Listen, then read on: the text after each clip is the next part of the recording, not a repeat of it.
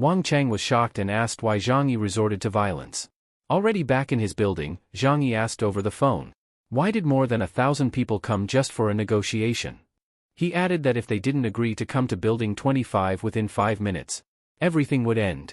Chen Ling, representing the leaders, reluctantly accepted the condition. Zhang Yi felt satisfied. The single explosion that claimed over 20 lives was enough to leave an impact on the neighboring building leaders. They hurried up the stairs of the elevator-less building, visibly exhausted. Zhang Yi ensured all leaders were present before starting the meeting. In the meeting, the leaders presented their terms for cooperation. Zhang Yi, displeased, pulled out his pistol and placed it on the table, casually stating that the weapon made his waist uncomfortable. The conversation continued, but the leaders remained persistent with their demands. Zhang Yi rejected all of them, instead offering 10 food portions daily for each building. How the food was distributed was their responsibility.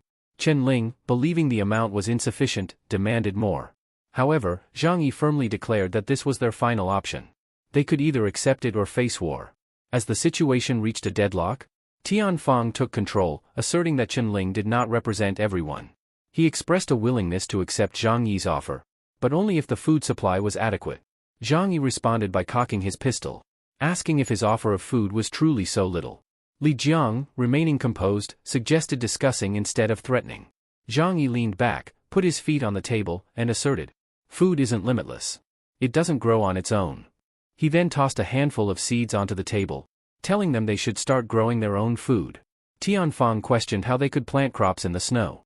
Zhang Yi explained that there was soil beneath the snow, and water wouldn't be an issue. He proposed sending workers to dig and plant, offering 10 food portions along with medicine, drinks, and cigarettes in return. To solidify the agreement, Zhang Yi pulled a pack of cigarettes from his pocket and handed them over. While smoking, the leaders confirmed the deal, agreeing that each building would receive a pack of cigarettes daily. Li Jiang tried to speak, but 2 other leaders quickly agreed, eager to secure their daily cigarettes. 3 more leaders, intimidated by Zhang Yi's weapon, hesitantly agreed. 1 leader urged the others to accept, while those already in agreement blocked any further debate. They now simply wanted to appease Zhang Yi. Standing by the window, Zhang Yi noticed residents from nearby buildings moving suspiciously, indicating a potential threat. With his gun still aimed at the leaders, he asked what was happening. Wang Kong, who supported Zhang Yi, assured him there was no intention of an attack. Li Jiang stated that if there was any aggression, it would be from individuals acting independently. Zhang Yi then ordered Pamanu and the other residents to keep an eye on the neighboring leaders. After that, Zhang Yi retrieved his long-range rifle and shot one of the leaders standing outside. A heavy silence fell, and the remaining leaders looked terrified. A few moments later, Pamanu confirmed that the situation was under control. He then asked the leaders if they agreed with the terms of the negotiation. The 2 leaders who had already agreed were followed by the others. With no other options, everyone ultimately consented. Zhang Yi announced that the planting project would begin tomorrow, reminding Li Jiang to perform his duties well, as Zhang Yi would be watching closely. After leaving the building, the leaders appeared anxious, sparking curiosity among the residents. Zhang Yi explained to his own people that he had managed the situation, securing 300 food portions daily for them. Some residents, dissatisfied, questioned why they had to give so much. Zhang Yi responded that without this agreement, they would face over 1,000 enemies from neighboring buildings, leading to numerous deaths. To prevent such a tragedy, he chose to share food for their safety. Hearing this, the residents were moved to tears, realizing that only Zhang Yi could lead and protect them. After everyone had left, only Pamanu remained. He felt ashamed that things had not gone as he expected. Zhang Yi then invited Pamanu for a more private conversation, revealing his true plan. He had initially intended to eliminate all the neighboring leaders, but only the 5 most influential were his targets. The plan was postponed, as their deaths might motivate the others to unite and destroy Building 25. Pamanu now understood and was impressed by Zhang Yi's ability to strategize so thoroughly. Zhang Yi emphasized that for now, they only needed to wait. Over time, the neighboring buildings would weaken, and with only 300 portions of food, they would ultimately destroy themselves. Zhang Yi also reminded Pamanu not to share this plan with anyone. Zhang Yi returned home and found Yokier doing yoga, a reflection of how heavy their lives had become in the harsh winter. After completing various tasks, Yokier asked about the outcome of the negotiation. Zhang Yi explained that in the next few days, there was one major task he needed to handle. Then, without warning, he playfully threw Yokier onto the bed, cautioning her not to leave the house for the next few days. On the following icy morning, the residents who had agreed to work began digging the ground to a depth of 10 meters to plant the seeds. Zhang Yi briefly checked the progress before leaving to search for his snow vehicle. Two other leaders tasked with finding the vehicle complained about not finding it, wondering where Zhang Yi had hidden it. Zhang Yi left to find a veterinary clinic to obtain poison, the kind typically used to put down animals that could not be saved. With this poison, he believed he could incapacitate up to 300 people, making it a valuable asset for the future. Afterward, Zhang Yi returned home, ensuring all supplies for his building were fully stocked. Everyone was impressed by the abundance of resources he had gathered. He contacted the other buildings, reminding them to collect their share of food as per the agreement. Representatives from each building were sent to pick up their portions, cautiously guarding against potential ambushes. Gradually, 30 apartment buildings began collecting their first day's share of food. People seemed pleased as they left, but Zhang Yi overheard complaints from weary residents about the grueling labor they endured.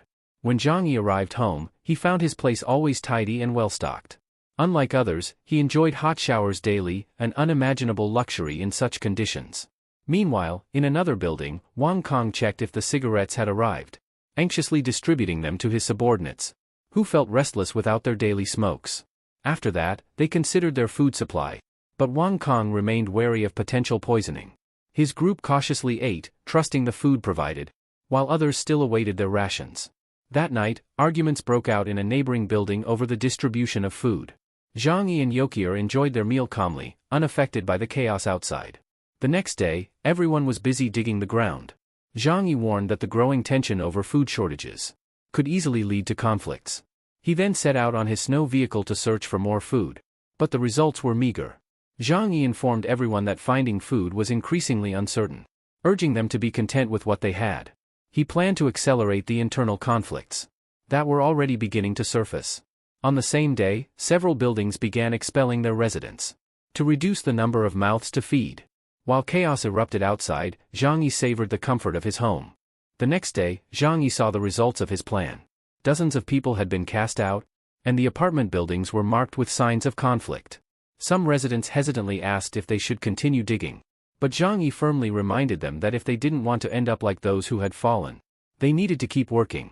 Everyone quickly resumed digging through the snow under the watchful eyes of Wang Kong and Pamanu. Pamanu noticed the decreasing number of people working, while his team remained active. The message was clear: those who didn't work would receive neither food nor cigarettes. The following day, more people joined in, even though they knew the food was limited. Meanwhile, corpses were being transported to be used as food reserves. Chen Ling approached Zhang Yi, visibly worried, wanting to discuss the chaos and the growing tension among the residents. He expressed concern about the dwindling food supply and the potential collapse of order. Chen Ling proposed that he and Zhang Yi seek a scientific solution to the food crisis, even suggesting expanding their territory to build a kingdom. However, Zhang Yi accused Chen Ling of attempting to seize power, and blamed his leadership for the deaths of many. Zhang Yi rejected the idea and advised Chen Ling to stay away. While the other buildings fell deeper into turmoil, Li Jian's building remained secure, with all residents alive and cooperating. Suspicious, Zhang Yi visited Li Jian to investigate. Li Jian explained that everyone in his building understood the limited food agreement, and divided it evenly among themselves. Zhang Yi joked that this meant they would all starve together equally. He suggested Li Jian choose the strongest individuals to receive more food, but Li Jian insisted on protecting everyone, preferring that they all starve together rather than sacrifice anyone.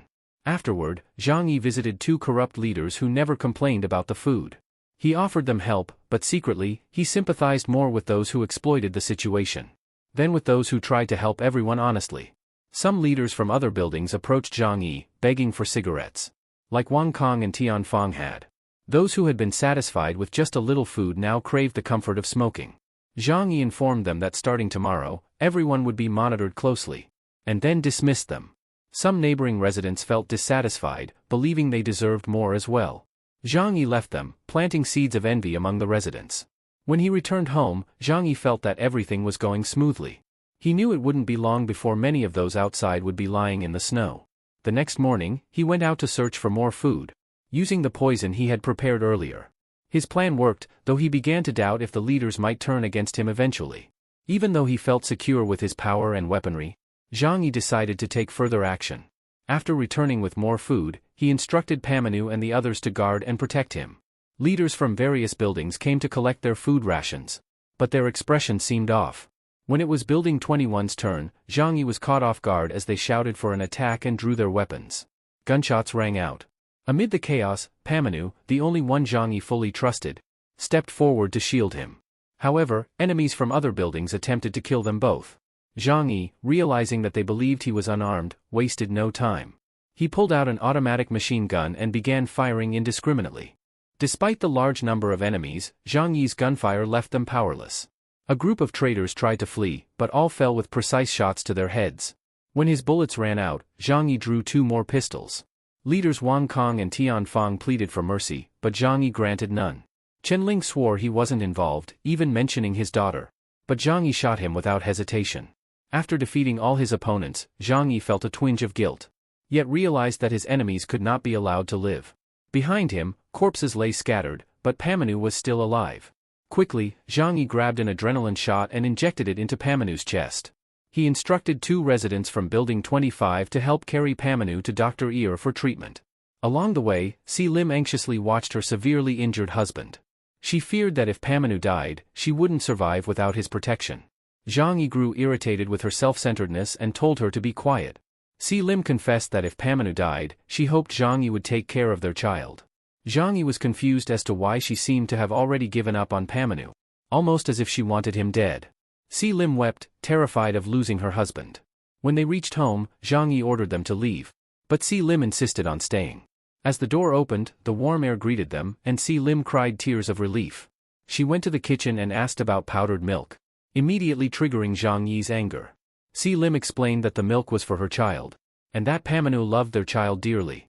Zhang Yi asserted that Pamanu's recovery was the priority right now. He then retrieved a hospital bed from his dimensional storage, leaving Si Lim bewildered. Ignoring her reaction, Zhang Yi asked Yokier if there were any other necessary medications or equipment. Yokier examined Pamanu's condition and discovered severe internal damage from the bullet. Saving him seemed nearly impossible. Si Lim's crying and screaming agitated Zhang Yi, and he warned her to stop interfering. Finally, Si Lim left the room, though it was unclear whether she left to find food and warm water. Zhang Yi insisted she stay and help, reminding her that her presence was crucial for Pamanu. After that, Zhang Yi went down to the first floor and gathered the residents of Building 25. He announced that Pamanu might not survive and declared it was time to act. With their dwindling numbers, Zhang Yi ordered them to be ready to attack anyone who left the building. Those who refused would be deemed traitors. Zhang Yi also provided warm clothing for everyone. His group arrived at Building 21. The residents on the upper floors froze in fear, realizing Zhang Yi could easily kill them all with his machine gun. Some felt safe inside the building, but Zhang Yi commanded his members to guard all exits and windows before entering the lobby. In the lobby, Zhang Yi gathered wood and clothing from his dimensional storage, doused them with gasoline, and lit a match. The fire quickly spread, filling the building with smoke. Panicked residents tried to open the frozen windows, but without tools, they failed. After leaving the building, Zhang Yi ordered that no one be allowed to escape. As the fire grew, many residents leaped into the snow. Though some were severely injured, a woman mercilessly stabbed a fallen victim, startling the nearby men. Her partner anxiously asked if she was all right, but she seemed cheerful, considering it part of her duty. Whenever someone fell and still breathed, she swiftly ensured they wouldn't suffer any longer. Within minutes, Building 21 was destroyed. Zhang Yi then led his group to Building 26, led by Tian Fang. The residents of Building 26 panicked, pleading that they didn't support Tian Fang and were innocent. Zhang Yi ignored their pleas, declaring it irrelevant, then set the building ablaze. 5 more buildings were burned to stave off the cold. Afterward, Zhang Yi announced to the other residents that the innocent would be spared. Some felt a glimmer of hope. Zhang Yi ordered a temporary halt, allowing his followers to warm themselves by the fires, using the fuel taken from the destroyed buildings. Zhang Yi then checked the phones of his 2 most loyal followers, discovering messages revealing that Fang Yuqin had been inciting rebellion against him. After dealing with the revolts in the buildings, Zhang Yi returned home to check on Pamanu. His stable heartbeat indicated that Pamanu had survived. Zhang Yi felt relieved and satisfied with the outcome. Si Lim approached, asking for food for herself and her child. Annoyed, Zhang Yi threw a pack of instant noodles onto the floor, saying it was enough. Si Lim complained when she noticed there were eggs and chicken in the kitchen, which further angered Zhang Yi. He harshly told her that this was all she would get. Afterward, he retreated to his room with Yokier. Exhausted, Zhang Yi massaged Yokier, who informed him that Pamanu's recovery was surprisingly rapid. This led Zhang Yi to wonder if the supernova explosion had granted people certain powers under specific conditions, like himself and Pamanu. Zhang Yi concluded that critical conditions might trigger the awakening of these abilities. He decided to instruct Yokier to keep Pamanu sedated until the right time. Zhang Yi went to the living room and saw Si Lim searching for food. He told her that all the supplies were in the storage, and ordered her to take care of Pamanu. Si Lim then went to her husband's room, while Zhang Yi prepared to hunt down the remaining traitors. With a police shield in hand, he climbed the stairs, shot the door lock, and kicked it open. Fang Yuqin lunged at him with a knife, but the blade bounced off, and Fang Yuqin fell to the ground. Seeing this, Zhang Yi realized how Fang Yuqin had survived for so long. Enraged, Fang Yuqin blamed Zhang Yi, claiming she would have sided with him if Zhang Yi had remained weak. Zhang Yi said nothing, instead striking her leg with a baton, breaking her bone, and dragging her by the hair. Then, he threw Fang Yuqin from the upper floor. Her body lay motionless in the snow below. The next day, Zhang Yi checked on Pamanu. He was shocked to see Pamanu's rapid recovery. In just one day, the gunshot wounds had healed. Zhang Yi instructed Yokier to keep monitoring Pamanu's condition until he fully recovered, ensuring everything proceeded smoothly. Yokier administered a sedative to Pamanu, while Si Lim requested Zhang Yi to go to her house to retrieve a phone charger and baby diapers. Believing that people in comas could often hear their surroundings, Zhang Yi kindly told Si Lim that he would go after handling a few matters. Afterward, Zhang Yi went out to burn more buildings, thinking it was necessary to eliminate further threats. Su Hao, who had been previously beaten, offered valuable information about Wang Simon, the richest man in the city who had built an underground shelter called Doomsday. They went to an apartment to discuss further. Su Hao explained that Wang Simon had an endless food supply in his shelter. He proposed robbing the place, but Zhang Yi thought the idea was too risky. Su Hao tried to convince him, revealing that Wang Simon already knew about Zhang Yi, and had once attempted to steal his snow vehicle. Enraged, Zhang Yi glared sharply at Su Hao, and threatened him, asking how he wished to end his life. Terrified, Su Hao swore not to betray Zhang Yi, promising to help warn him of any danger. Zhang Yi fired a shot beside Su Hao's head, demanding a reason to spare his life. Su Hao explained that the shelter had vast food supplies, and that he wanted to join Zhang Yi to secure a share. Additionally, Su Hao sought revenge against Wang Simon, an old friend who had always humiliated him. Intrigued by the idea of revenge, Zhang Yi gave him a chance. He asked about the security system and the number of enemies there. However, Su Hao insisted that he would only share the information if they reached an agreement first. Zhang Yi threatened him, but Su Hao remained firm, saying threats wouldn't change the outcome. Finally, Zhang Yi agreed to negotiate, but he imposed two conditions. First, Su Hao had to help eliminate someone who had been a problem for him. Zhang Yi took Su Hao to an apartment, claiming he had a secret to share. Calmly, Zhang Yi opened a suitcase, causing Su Hao to feel scared and confused. However, Su Hao realized that joining Zhang Yi was his best chance at survival, so he accepted the risk. Zhang Yi pulled out a syringe and revealed that he was a professional assassin, using a poison that would take effect in a week as insurance. He promised to give the antidote after they took over Wang Simon's shelter. Zhang Yi told Su Hao that they would eliminate someone that day. However, when alone, Zhang Yi revealed that the liquid was just a saline solution, a strategy to reduce the risk of betrayal. Returning home, Zhang Yi found Si Lim with Pamanu. He assured Pamanu that his condition was improving, and promised to care for all three of them like family, allowing them to stay together. Si Lim was delighted by Zhang Yi's promise, and handed her baby to him. She believed that with the baby and Pamanu there, Zhang Yi wouldn't drive her away. Meanwhile, Zhang Yi informed Su Hao that their target had left, and asked Su Hao to handle the aftermath. While Zhang Yi played with Si Lim's baby, he walked toward the door of his home, only to be shocked to find someone already inside. He received a message saying that the issue had been resolved. Back home, Zhang Yi told Pamanu that Si Lim and her baby would be staying with them. However, Pamanu felt it was too much, and didn't want to burden Zhang Yi any further. At that moment, the baby began to cry. Zhang Yi, clueless about handling a baby, eventually handed the baby to Yokier, asking her to change the diaper and find a way to calm the child. Afterward, Zhang Yi spoke with Pamanu, who was anxious because Si Lim had been gone for a while. Concerned, Zhang Yi decided to look for her, and sent a message to the building's residents to gather in apartment 1301. He also sent a warning message to Su Hao. Once everyone gathered, Zhang Yi chose to throw 2 grenades into the room, and quickly shut the door. The explosion obliterated the room, burning everything inside. After inspecting the aftermath, Zhang Yi found one survivor and was furious. He explained that they owed their lives to him, and he was merely taking what was rightfully his. With that, Zhang Yi felt he had wiped out all his enemies. Upon returning home, Zhang Yi informed Pamanu that the building's residents had rebelled and killed Si Lim. They had planned to join forces with other buildings to attack, but Zhang Yi had already dealt with them. Though a few managed to escape, Pamanu felt guilty and frustrated, pounding the bed so hard that it cracked. This made Zhang Yi realize Pamanu's extraordinary physical strength.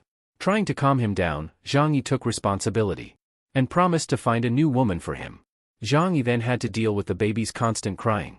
Yokier mentioned that nothing seemed to work to calm the baby. Determined, Zhang Yi decided to find someone to nurse the baby.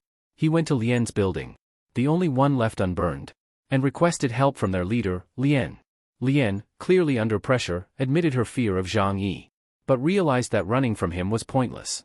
Seeing the baby in Zhang Yi's arms, Lian understood that he wasn't there to attack. Zhang Yi asked Lian to find a mother to care for the baby, and to provide food supplies for those willing to help. He assured Lian that he wouldn't harm them, knowing they wouldn't betray him. Though hesitant, Lian eventually agreed. Zhang Yi then asked what their plans were once their food supplies ran out. With a firm tone, Lian replied that they would face death with dignity. Zhang Yi respected Lian's resolve. Lian seemed to want something from Zhang Yi, but he initially refused. In the end, he gave her a handful of grain seeds as a final gesture of help.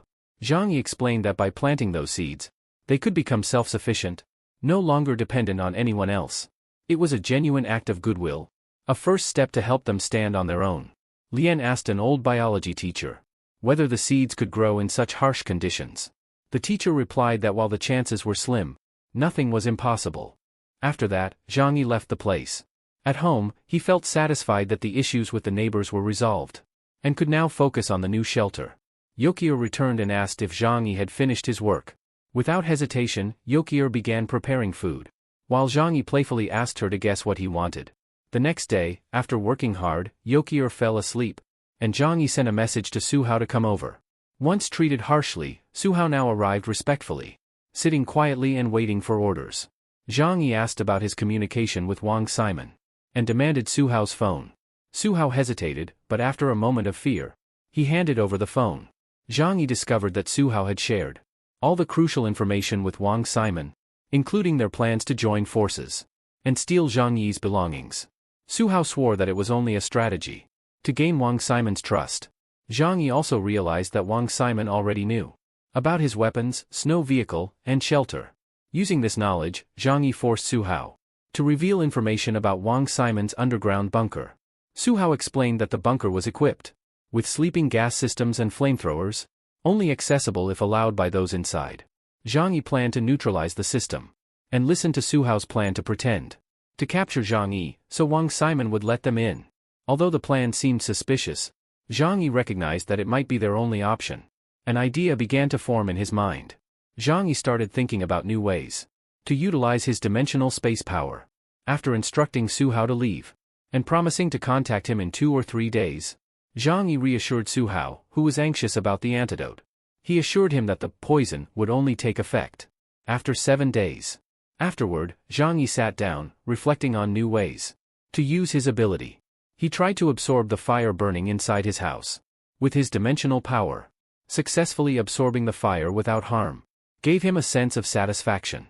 Then, he attempted to release the fire like a cannon, feeling the incredible power he possessed. His mind continued to explore the possibilities, even considering the idea of absorbing living beings into the dimensional space. Convinced of the vast potential of his power, Zhang Yi sought out a guard from Lian's building to use as a test subject. He threw a wooden stick and challenged the guard to hit it, tempting him with the promise of bread as a reward. Although suspicious, the guard tried to strike the stick for the sake of food. Zhang Yi used his dimensional space power and successfully absorbed the guard into the space, though the process was slow. Once fully absorbed, the guard appeared frozen, like a lifeless object. Zhang Yi checked and found no heartbeat or breath, realizing that time inside the dimensional space moved differently. Living beings didn't die instantly inside, but their minds could deteriorate if they stayed too long. He released the guard, who was still alive but terrified, describing the experience as if facing death. Zhang Yi reassured him, saying it was just an illusion. To further test, Zhang Yi cut off one of the guard's fingers and observed that the severed finger remained intact. Inside the dimensional space, the guard seemed oddly content, even though he had lost a few fingers. He felt that he could now eat better, no longer haunted by hunger. From the experiment, Zhang Yi concluded that objects could be thrown out of the dimensional space easily, while living beings were absorbed slowly. Fire could be absorbed and projected at will. Armed with this information, Zhang Yi was confident he could defeat Wang Simon. Afterward, Zhang Yi called Su Hao, who desperately begged for the promised antidote, as the poison in his body was worsening. Zhang Yi realized that despite Su Hao eating well, his appearance had deteriorated due to the fake injections Zhang Yi had given him. Zhang Yi handed him a temporary antidote to alleviate the symptoms, one that would only last until the operation to attack Wang Simon's shelter began. Su Hao thanked him and immediately contacted Wang Simon to arrange a meeting. Zhang Yi prepared to leave for the mission and informed Yokier of his departure. Yokier was confused, thinking the issues in their neighborhood had already been resolved. Zhang Yi promised to explain later and left food supplies for Yokier and Pamanyu, assuring Yokier that he was the greatest threat out there. Before leaving, Zhang Yi kissed Yokier to calm her. Zhang Yi began his mission, with Su Hao following behind. They arrived at a condominium complex, an elite area situated high enough that the snow didn't cover the houses. Zhang Yi noticed that the area's topography kept it clear of snow. As they approached Wang Simon's mansion, a woman who saw their arrival on a snow vehicle hoped it was her last chance, considering her home was empty and without food. By the time they reached Wang Simon's mansion, darkness had fallen. Zhang Yi instructed Su Hao to call out to Wang Simon. Su Hao, fearing potential gunfire, approached the surveillance camera nervously, introduced himself, and pleaded for Wang Simon to let them in, offering a chance to negotiate. Wang Simon was puzzled by their early arrival and their lack of a snow vehicle but eventually allowed them entry, warning that any suspicious actions would have severe consequences. Upon entering the mansion, Zhang Yi was surprised by its luxury, far superior to his own apartment. Su Hao warned him that beyond the door ahead was the main part of the house. However, as they stepped further in, Wang Simon activated the defense system, releasing toxic gas into the room. In the surveillance room, Wang Simon watched as smoke filled the space, followed by screams that quickly fell silent. Amid the smoke, Zhang Yi wore a gas mask and absorbed the gas into his dimensional space, returning the room to a calm state. A few minutes later, the door opened, and Zhang Yi prepared to attack. However, realizing it wasn't Wang Simon, Zhang Yi and Su Hao pretended to be unconscious. A man with a gun approached to check if they were truly unconscious. Zhang Yi recognized him, a famous TV actor and Wang Simon's acquaintance. The man picked up Zhang Yi and Su Hao, threw them to the floor, and tied them up while boasting about the mansion's sophisticated security system. After the man left, he and Wang Simon began discussing Zhang Yi's snow vehicle. Zhang Yi, still listening, quietly freed himself. He released the gas he had absorbed, directing it toward them. As the gas took effect, both men lost consciousness. Zhang Yi swiftly tied them up and secured their weapons. Walking through the lavish mansion, Zhang Yi explored various rooms. In one, there was an indoor garden, a clear sign of wealth. As he climbed the stairs, he found several rooms. In one marked as an animal room, he saw unconscious women on beds. Some of them were bound, with drug syringes scattered across the floor. One conscious woman, crying, begged for freedom or another dose of the drugs. Without sympathy, Zhang Yi kicked her aside, beginning to grasp what was happening in this place. Suddenly, gunshots shattered the silence. Zhang Yi headed to the control room, believing it to be the shelter's central command. After trying several locked rooms, he gave up and returned to the two wealthy men he had tied up. He splashed water on their faces, waking them up. Disoriented, the two men couldn't comprehend how they had been trapped. Zhang Yi coldly reminded them that a magician never reveals his tricks, and now there were more important matters to discuss. Zhang Yi proposed a collaboration to Wang Simon, who hesitated but eventually agreed on the condition that Zhang Yi wouldn't harm him. Zhang Yi then requested to stay with Simon in his luxurious, yet lonely, mansion. Wang Simon felt a sense of relief, but Zhang Yi clarified that having a wealthy friend like Simon was the best decision for when the snow eventually melted. In return, Zhang Yi demanded that Wang Simon teach him how to operate the mansion's security system, provide the passwords, and share any other necessary information. Left with no choice, Wang Simon agreed, reaffirming his demand for safety after giving the information. Zhang Yi promised to let him go, emphasizing that he did not kill innocent people. After obtaining all the information, Zhang Yi pretended to release Wang Simon but suddenly attacked him with a knife. He instructed Simon to breathe slowly, assuring him that the pain would soon fade. Confused, Wang Simon asked why, and Zhang Yi coldly replied that there was no use in keeping someone useless alive. Zhang Yi then faced a dilemma regarding Su Hao, who had helped him significantly. While cleaning up the mess left by Wang Simon and his accomplice, Su Hao regained consciousness and questioned how Zhang Yi had managed to handle the situation. Zhang Yi simply replied that he had his own methods. Relieved that Wang Simon had received the punishment he deserved, Su Hao thanked Zhang Yi. Zhang Yi handed him a backpack filled with food as a reward for his help but warned that the mansion's power wouldn't last long, and the food supplies were running low. However, Su Hao grew angry, accusing Zhang Yi of hiding valuable resources and not sharing fairly. He felt the reward was not worth the risk he had taken. Enraged, Su Hao threatened to expose everything he knew about Zhang Yi's supplies and abilities. Seeing no reason to keep him alive, Zhang Yi shot Su Hao in the chest. As Su Hao fell, Zhang Yi calmly stated that anger only made people weaker. He retrieved the food backpack, remarking that Su Hao could have survived if he hadn't sought his own death. Zhang Yi sat in the living room, deep in thought. He wondered if things would be better if Yokier were there with him. But what about Pamanyu? Perhaps Pamanyu could stay in the old apartment while he moved here with Yokier. Passing by the mansion's bar, Zhang Yi remembered his promise to find a beautiful girl for Pamanyu, though he still wasn't sure how to fulfill it. Curious, he checked the TV and discovered international cable channels. Intrigued, he searched for the server room and found a satellite internet connection, granting him access to global information. There, he found reports of individuals with special abilities. Some could control fire, others could change colors. Zhang Yi concluded that this was another reason to stay in the secured mansion. His next goal was to find Yokier and bring her there. As he prepared to start the snow vehicle, a beautiful red-haired woman called out to him. Zhang Yi pointed his gun at her, but the woman confessed that she hadn't eaten in days and begged to join him. Zhang Yi recognized her, a famous actress, and allowed her to accompany him.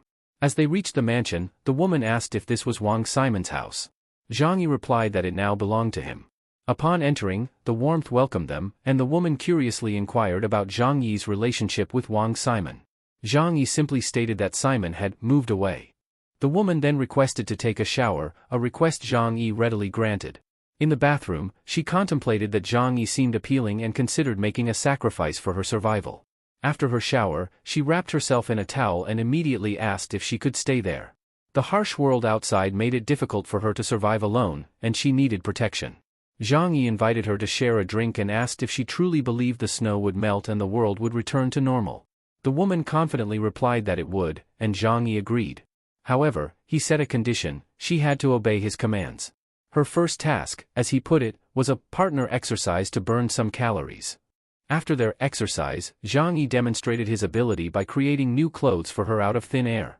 Astonished, the woman asked if he was a powerful magician, curious to learn more. Wearing her new, revealing outfit, she tried to maintain her charm. Zhang Yi offered her a feast of pizza and roasted chicken, promising that such comforts would continue if she remained obedient. Cautiously, she added a condition of her own: she didn't want to be forced into anything too vulgar. Zhang Yi reminded her that she was the one who sought his help and warned her not to demand too much. After hesitating, she agreed, but Zhang Yi was more interested in whether she knew any other beautiful women. The actress explained that most wealthy people in the area were quite old, but Zhang Yi was unfazed, believing it might suit his friend Pamanyu. She mentioned a woman named Jaime, once regarded as a goddess. Zhang Yi asked her to contact Jaime, and soon the woman arrived. To impress her, Zhang Yi created food out of nowhere and offered it to Jaime. It was the main reason for her visit. Zhang Yi then warned them that if information about this place leaked, there would be severe consequences. Outside the luxurious condominium in Chu Village, a group of people prepared for the extreme snow.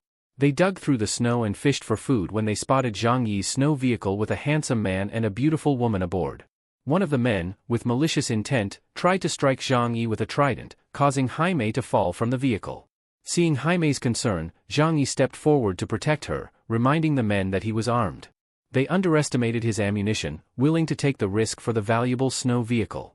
Zhang Yi tried to avoid bloodshed, but one of the men proposed that he leave the vehicle and the woman in exchange for his life. Jaime hesitated, but Zhang Yi rejected the offer, questioning their sanity. With no other choice, Zhang Yi shot them all. The first man fell with a bullet to the forehead, and the gunshot attracted wild wolves. Zhang Yi quickly absorbed their bodies into his dimensional space. Jaime returned to the snow vehicle, and they continued their journey.